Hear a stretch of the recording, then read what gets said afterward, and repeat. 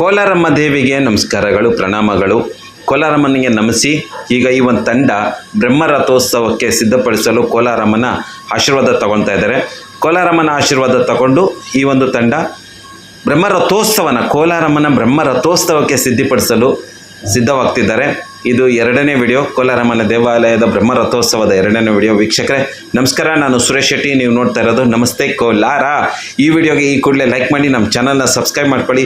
ಕೋಲಾರದ ಮತ್ತಷ್ಟು ವಿಡಿಯೋಗಳು ನಿಮ್ಮ ಮುಂದೆ ತೊಗೊಂಬರ್ತೀನಿ, ಅದರಿಂದ ನಮ್ಮ ಚಾನಲ್ನ ಕೂಡಲೇ ಸಬ್ಸ್ಕ್ರೈಬ್ ಮಾಡ್ಕೊಳ್ಳಿ. ಈಗ ಕಳಶ ಎತ್ತುವಂಥ ಮಹತ್ವ ಕಾರ್ಯಕ್ರಮ ಪ್ರಾರಂಭವಾಗಿದೆ.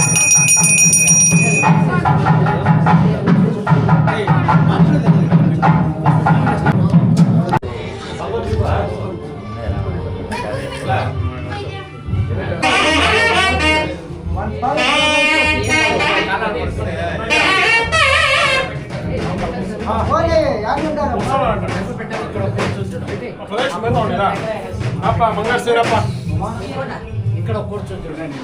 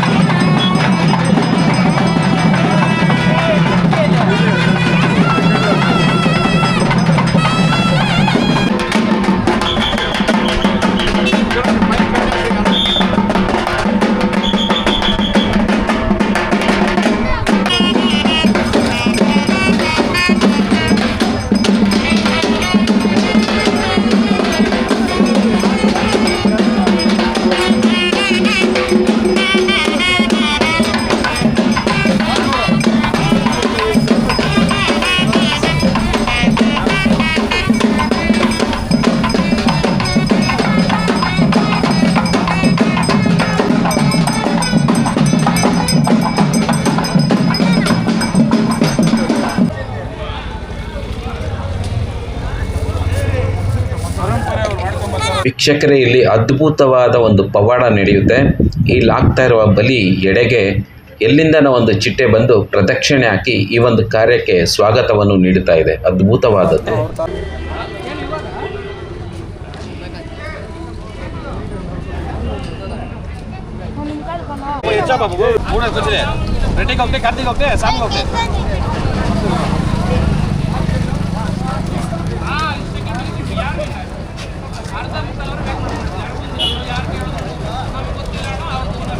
ನೋಡಪ್ಪ ಅಂತ ಹೇಳಿದ್ರೆ ನೀನು ಯಾವುದೇ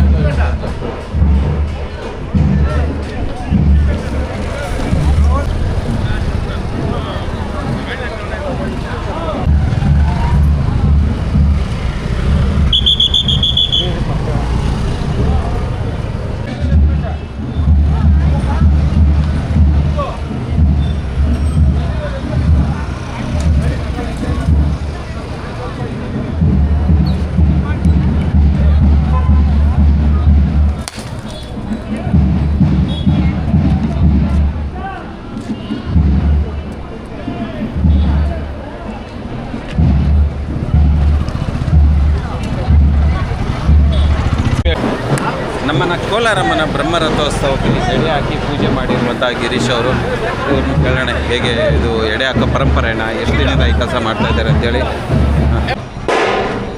ಕೊಡ್ತಾ ಪ್ರೆಸ್ ಮೀಟರು ರಥೋತ್ಸವಕ್ಕೆ ಬಲಿ ಹಾಕಿ ಎಡೆ ಹಾಕಿ ಅದು ಮಾಡ್ಕೊಂಡಿದ್ವಿ.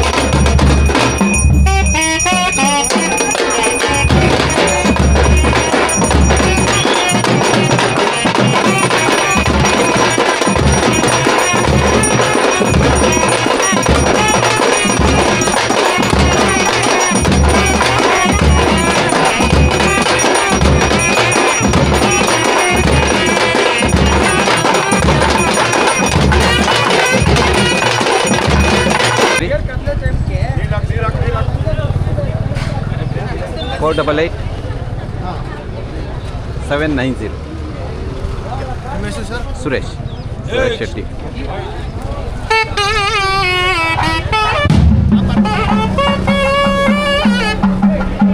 ಮಧ್ಯಾಹ್ನ ಬಿಟ್ಟು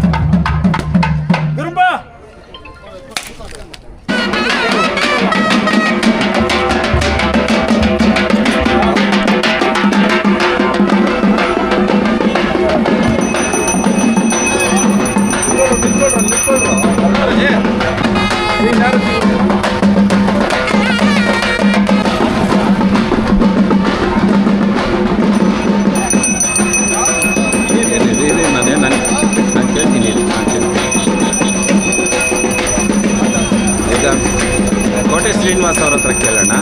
ಬ್ರಹ್ಮರಥೋತ್ಸವ ಮಾಡುವ ಅದು ಹಿಂದೆ ಒಂದಷ್ಟು ಕೆಲಸಗಳಿರ್ತವೆ, ಒಂದಷ್ಟು ಜನ ಯಜಮಾನರು ಮಾಡಿದ್ದಾರೆ, ಒಬ್ಬೊಬ್ರಿಗೆ ಒಂದೊಂದು ಕೆಲಸ ವಹಿಸಿರ್ತಾರೆ. ಇವತ್ತು ಇಲ್ಲಿರುವಂಥ ಟೀಮ್ದು ಏನು ಕೆಲಸ ಅಂತ ಕೇಳೋಣ. ಕೋಟೆ ಶ್ರೀನಿವಾಸ್ ಅಂತ ಇವರಿದ್ದಾರೆ ಮತ್ತು ಇವರು ಸದಸ್ಯರಿದ್ದಾರೆ. ಇವರು ಬಲಿ ಹಾಕಿದ್ದಾರೆ ಮತ್ತು ಈ ರಥದ ಪೂರ್ತಿ ತಯಾರಿ ಮಾಡ್ಕೊಂಡಿದ್ದಾರೆ. ಹೇಗಿದೆ ಇದರ ಮೇಲೆ ಅಂತ ಕೇಳೋಣ. ಸರ್ ನಮಸ್ಕಾರ. ಸರ್ ಕೋಟೆ ಶ್ರೀನಿವಾಸ್ ಅಲ್ಲ ಸರ್, ಮೊದಲಿಂದ ಸ್ಟಾರ್ಟ್ ಮಾಡಿ. ಇದು ಯಾವಾಗಿಂದ ಬಂದಿದೆ ನಿಮ್ಮ ಮನೆ ಪರಂಪರೆ? ಸರ್, ಇದು ಸುಮಾರು 1000 ವರ್ಷಗಳಿಗಿಂತ ಪುರಾಣವಾದಂಥ ದೇವಾಲಯ. ಆಗಿನ ಕಾಲದಿಂದಲೂ ಏನು ಈ ಕೋಲಾರ ನಗರವನ್ನು ಆಳಿದಂಥ ಏನು ಚೋಳರು ಪಲ್ಲವರು ಇವರೆಲ್ಲ ಆ ಕಾಲದಿಂದಲೂ ಸಹ ಈ ಕೋಲಾರ ಬಾಲ್ಯಗಾರರಾಗಿ ನಮ್ಮ ಮನೆತನ ನಡೆಸ್ಕೊಂಡ್ಬಂದಿದ್ದೀವಿ. ಏನು ಅವತ್ತಿನ ದಿವಸ ಈ ರಥ ನಡೀಲಿಕ್ಕೆ ಮೊದಲ ಪೂಜೆ ಅಂತ ರಥಬಲಿ ಪೂಜೆ ಮಾಡ್ತೀವಿ. ರಥಬಲಿ ನಂತರ ನಾವು ಕಳಶಾರೋಹಣ, ಏನು ನಮ್ಮ ಮನೆತನದ ವತಿಯಿಂದ ಕಳಶವನ್ನು ಸ್ಥಾಪಿಸುವಂಥದ್ದು, ರಥದ ಶಿರಕ್ಕೆ ಶಿರ ಇಡುವಂಥ ಕೆಲಸ ನಮ್ಮ ಮನೆಯಿಂದ ಮಾಡ್ತೀವಿ. ಮನೆತನ ಮಾಡಿ ಅಲ್ಲಿಂದ ಶುರುವಾಗುತ್ತೆ ಈ ರಥಕ್ಕೆ ಚಾಲನೆ. ಏನಂದರೆ ಮುಂದೆ ಬಂದು ಈ ನಮ್ಮ ಸೋದರ ಸಮುದಾಯ ಅವರು ಸಹ ಏನು ಈ ರಥಕ್ಕೆ ಬಲಿ ಅಂತ ಹಾಕ್ತಾರೆ. ಆ ಬಲಿ ಹಾಕಿ ಅವರು ಕಳಶಕ್ಕೆ ನೇರವಾಗಿ ಇಲ್ಲಿಂದ ಕೆಳಗಿಂದ ಕಳಶಕ್ಕೆ ಏನು ಮೊಸರು, ಅನ್ನ, ಅರಿಶಿನ, ಕುಂಕುಮ ಎಲ್ಲ ಕಲಿಸ್ಕೊಂಡು ಅವರು ರಥೆ ಕಟ್ಟಿ ಮೇಲಕ್ಕೆ ಎಸಿರುವಂಥ ಅವರು ಒಂದು ಪದ್ಧತಿ ಇದೆ. ಅವರು ಸಹ ನಮ್ಮ ಪುರಾತನ ನಮ್ಮ ಏನು ಹಿರಿಯರಿದ್ದಾರೆ ಅವರುಗಳ ಕಾಲದಿಂದಲೂ ಇವರು ಅದೇ ರೀತಿ ನಮ್ಮ ಜೊತೆಯಲ್ಲೇ ಕೂಡ್ಕೊಂಡು ಬಂದಿದ್ದಾರೆ. ಅವರಿರ್ಬೋದು, ಇನ್ನು ಕೆಲವೊಂದು ಸಮುದಾಯಗಳು ಇಲ್ಲಿ ಬಂದು ಇದನ್ನು ನಡೆಸ್ಕೊಂಡ ಎಲ್ಲ ಸಮುದಾಯಗಳು ಸೇರಿರ್ತವೆ. ಒಂದು ಬ್ರಹ್ಮರಥೋತ್ಸವ ಅಂದರೆ ನಮ್ಮ ಸಮಾಜದಲ್ಲಿ ಯಾವ್ಯಾವ ಸಮುದಾಯ ಎಲ್ಲರಿಗೂ ಒಂದೊಂದು ಕೆಲಸ ಇರುತ್ತೆ. ಈಗ ಒಳಗ ಊದೋರು ಒಂದು ಸಮುದಾಯ, ಮತ್ತು ಬಲಿ ಹಾಕೋರು, ಮತ್ತು ರಥ ಎಳೆಯೋರು, ಆಮೇಲೆ ಇನ್ನೊಂದು ಸಮುದಾಯ ಏನಂದರೆ ಡೋಲ್ ಹೊಡೆಯೋರು ಒಂದು ಸಮುದಾಯ, ಎಣ್ಣೆ ಹಾಕೋರು ಒಂದು ಸಮುದಾಯ, ಎಲ್ಲರನ್ನೂ ಸೇರಿಸಿ ಮಾಡುವಂಥ ಪೂಜೆ ಇದು. ಹೌದು. ಇದರಲ್ಲಿ ನೋಡ್ಬೋದು, ಈಗಾಗಲೇ ನೋಡಿದ್ವಿ. ಏನು ಇದರಲ್ಲಿ ನಮ್ಮ ಪೂಜಾರಿಗಳು ಅವರು ಸಹ ಇದಕ್ಕೆ ಬಲಿ ಕೊಡ್ತಾರೆ. ಬಲಿ ಪೂಜೆ ಮಾಡಿ ನಮಗೆ ಅದೊಂದು ಶಾಂತಿಯನ್ನು ದೊರಕಿಸುವಂಥ ಏನು ಈ ನಗರ, ಕೋಲಾರ ನಗರ ಇರ್ಬೋದು, ರಾಜ್ಯ ಇರ್ಬೋದು, ದೇಶ ಇರ್ಬೋದು, ಸುಭೀಕ್ಷವಾಗಿರಲಿ ಅಂತ ಇದೆಲ್ಲ ರಥಶಾಂತಿ ಮಾಡಿ ಆ ತಾಯಿಯನ್ನು ಬೇಡ್ಕೊಳ್ಳುವಂಥ ಕೆಲಸ. ಇನ್ನೇನು ಕೆಲವೇ ಗಂಟೆಗಳಲ್ಲಿ ಅಮ್ಮನವರು ಬಂದು ರಥದಲ್ಲಿ ಆಸೀನರಾಗ್ತಾರೆ. ಆಸೀನರಾಗಿ ಅದನ್ನೆಲ್ಲ ನಾವು ಕಟ್ಟಿ ಆ ತೇರನ್ನ ಎಳೆಯುವಂಥ ಕೆಲಸ ನಮ್ಮ ಮನೆತರ. ಅವರು ನಮ್ಮ ಚಿಕ್ಕಪ್ಪ ಅವರೇ ಈಗ ಮುಂದಾಳತ್ವ. ಈ ಚಿಕ್ಕಪ್ಪನವ್ರ ಮುಂದಾಳತ್ವದಲ್ಲಿ ಇವತ್ತು ಬ್ರಹ್ಮರಥೋತ್ಸವದ ಎಲ್ಲ ಕಾರ್ಯಕ್ರಮಗಳ ಕಳಶನೂ ಸ್ಥಾಪನೆ ಮಾಡಿಬಿಟ್ಟಿದ್ದೀರಾ. ಮುನ್ರಾಜ್ ಅವರೇ, ಎಷ್ಟು ವರ್ಷದಿಂದ ನೀವು ಕೆಲಸ ಮಾಡ್ತಾ ಇದ್ದೀರಾ ಅಮ್ಮವ್ರ ಕೆಲಸ? ನಮ್ಮ ತಾತ ಕಾಲದಿಂದ ಮಾಡ್ತಾ ನೀವು ನೀವು ಎಷ್ಟು ವಯಸ್ಸಿಂದ ಸ್ಟಾರ್ಟ್ ಮಾಡಿದ್ರಿ? 50 ವರ್ಷಗಳಿಂದ ನಡ್ಸ್ಕೊಂಡು ಬಂದಿದ್ದಾರೆ. 40-45 ನಮ್ಮ ತಂದೆ ಹೋದ್ಮೇಲೆ ನಾನು ನಡ್ಸ್ಕೊಳ್ತಾ ಇದ್ದೆ. ಅವತ್ತಿಂದ ನೀವು ಅಮ್ಮವ್ರ ಸೇವೆ ಮಾಡ್ತಾ ಇದ್ದೀರಾ. ಧನ್ಯವಾದಗಳು. ಯಾಕಂದ್ರೆ ಅವರು ತಲಾಂತರ ನಂತರ ನಾನು ದೊಡ್ಡ ಮಗ ಆಗ್ತೀನಿ, ನೆಕ್ಸ್ಟ್ ನಾನು ಬರ್ತೀನಿ ಅಷ್ಟೇ. ಅವರು ಮನೆಗೆಲ್ಲ ದೊಡ್ಡ ನಿಮ್ಮ ಮನೆತನದಿಂದ ಪರಂಪರೆಯಾಗಿ ಒಂದು ಕಾರ್ಯಕ್ರಮ ನಡ್ಸ್ಕೊಂಡ್ ಬರ್ತಾ ಇದ್ದೀರಾ. ಇವರು ಗಿರೀಶ್ ಅಂತ ಹೇಳ್ಬಿಟ್ಟು. ಗಿರೀಶ್ ಅವರೇ, ನೀವು ಎಡೆ ಹಾಕುವಂಥ ಕಾರ್ಯಕ್ರಮ ನಿಮ್ಮ ಮೊದಲು ಯಾರು ಮಾಡ್ತಾ ಇದ್ರು? ನಮ್ಮ ತಂದೆಯವ್ರು ಮಾಡ್ತಾ ಇದ್ರು. ನಿಮ್ಮ ತಂದೆಯವ್ರು ಮಾಡ್ತಾ ಇದ್ರಾ? ತಂದೆಕ್ಕಿಂತ ಮುಂಚೆ ನಮ್ಮ ತಾತ ಅವ್ರು ಮಾಡ್ತಾ ಇದ್ರು. ಆ ಬಳುವಳಿ ನಿಮಗೂ ಬಂದಿದೆ. ಅದರಿಂದ ನೀವು ಎಷ್ಟು ವರ್ಷದಿಂದ ಮಾಡ್ತಾ ಇದ್ದೀರಾ? ನಾವು ಸುಮಾರು ಒಂದು 25 ವರ್ಷದಿಂದ ಮಾಡ್ತಾ ಇದ್ದೀವಿ. ನೀವೇ 25 ವರ್ಷದಿಂದ ಮಾಡ್ತಾ ಇದ್ದೀರಾ? ಚಿಕ್ಕ ಮಕ್ಕಳಿಂದ ಅವ್ರು ಬಂದು ಮಾಡ್ತಾ ಇದ್ದಾರೆ. ನೀವು ಎಲ್ಲಿರೋದು? ಕೋಟೆ ಎಲ್ಲ ನೀವೆಲ್ಲ ಕೋಟೆಯವರೇ? ಕೋಟೆ. ಈ ಕೋಟೆ ಅನ್ನೋದಕ್ಕೆ ಏನು ಅರ್ಥ ಸ್ವಾಮಿ? ಇದು ಕೋಟೆ ಅಂತ ಕೇಳ್ತೀವಿ, ಕೋಟೆ ಅನ್ನೋದಕ್ಕೆ ಹಿನ್ನೆಲೆ ಏನು? ರಾಜರು ಆಳಿದಂತ ಜಾಗ ಇದು. ಕೋಟೆ ಇದು ಮಹಾರಾಜರು ಇದ್ದಂತಹ ಜಾಗ. ಮೊದಲು ಮೈಸೂರಿಗಿಂತ ಮೊದಲು ಈ ಕೋಲಾಹಲಪುರ ಅನ್ನೋ ಪ್ರದೇಶ ಇತ್ತಲ್ಲ, ಅದು ರಾಜಧಾನಿ ಆಗಿತ್ತು. ನಂತರ ಮೈಸೂರು ರಾಜಧಾನಿ ಆಯಿತು. ಈ ಕೋಟೆ ಅಂತ ನಾವು ಕರಿಬೇಕಾದ್ರೆ ಅದಕ್ಕೆ ಕೋಟೆ ಇಲ್ಲಿತ್ತು, ಕೋಟೆ ಇತ್ತು. ಅದ್ರ ಪುರಾವೆಗಳು ಇವಾಗ ಏನು ಇಲ್ಲ. ಸೊ ಕೋಟೆ ಅನ್ನೋದು ಇವತ್ತಿಂದಲ್ಲ, ಇದು ಹಳೆ ಹೆಸರು. ರಾಜರು ಇಲ್ಲಿ ಸ್ಥಾಪನೆ ಇದ್ರು. ಇಲ್ಲಿ ಕೋಲಾರ ಅನ್ನೋ ಹೆಸರು ಬರ್ಲಿಕ್ಕೂ ಒಂದು ಇತಿಹಾಸ ಇದೆ. ಏನಂದ್ರೆ ಇಲ್ಲಿ ಪಲ್ಲವರು ಆಳುವಂತ ಕಾಲದಲ್ಲಿ ಇಲ್ಲಿ ಕೋಲ ಅನ್ನುವ ಪಾಳ್ಯಗಾರ ಇಲ್ಲಿ ಆಳ್ವಿಕೆ ಮಾಡ್ತಾ ಇದ್ದ ಅನ್ನೋದು ನಮ್ಮ ಇತಿಹಾಸಕಾರರೊಬ್ರು ನಮ್ಗೆ ತಿಳಿಸಿದಂತ ಉದಾಹರಣೆನೂ ಇದೆ. ದೇವಸ್ಥಾನ ಇದು ಒಂದೇ ದಿನದಲ್ಲಿ ಕಟ್ಟಿರೋ ಸೋಮೇಶ್ವರ ಮತ್ತು ಕೋಲಾರಮ್ಮ ದೇವಸ್ಥಾನ ಒಂದೇ ದಿನದಲ್ಲಿ ನಾವು ನಮ್ಮದೇ ಪಾಳ್ಯಗಾರಿಕೆ. ಇವ್ರದ್ದು ಇದೊಂದು ಅಗಸರು, ಇವರು ಅಗಸರಾದ್ರೇನು ಅವ್ರದ್ದೊಂದು ಬಳುವಳಿ, ಅಗಸರು ಒಂದು ಕೆಲಸ ಇರುತ್ತೆ.